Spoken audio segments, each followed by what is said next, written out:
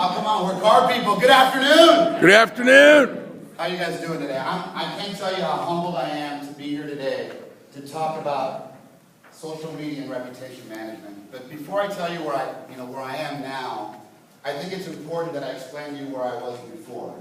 Because thanks to people like yourselves and conferences like this, I think all the dealers in the group can agree that it's really changed and we've really evolved in our thinking of what social media is.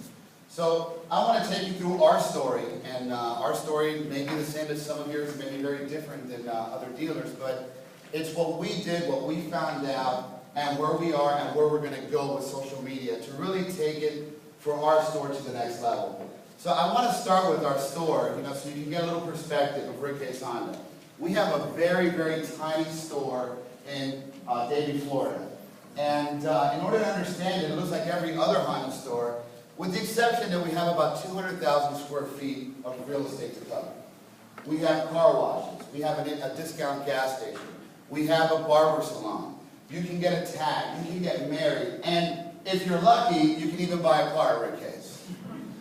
Now, with that, we have some great people, and we don't take that lightly at all. We have over 400 families that I'm personally responsible for, and it's an honor to be able to lead them in trying to achieve our goals on a regular basis.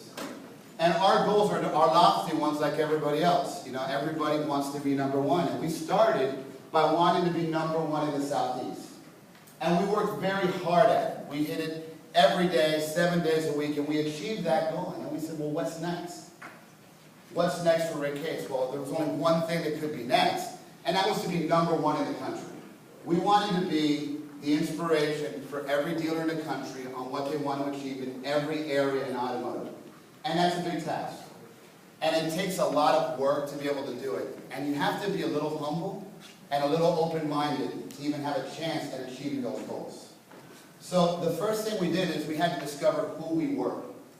It's very easy to say you want to be number one, but to really look back at yourself and really pick yourself apart, you need to realize that there's no magic pill to being number one, as we were talking about Paul. There's no magic pill. I wish there was. I'd be taking 3 of them daily. What we had to do was we had to tear apart every single area. And no, there was nobody was exempt, including myself. We looked at every department, every manager, every compensation plan, every process, and every vendor. We wanted to make sure that everyone that we associated with, from our people to our vendors, that they were all on the same page and the same mission. And that was to deliver an outstanding customer experience. And it wasn't easy.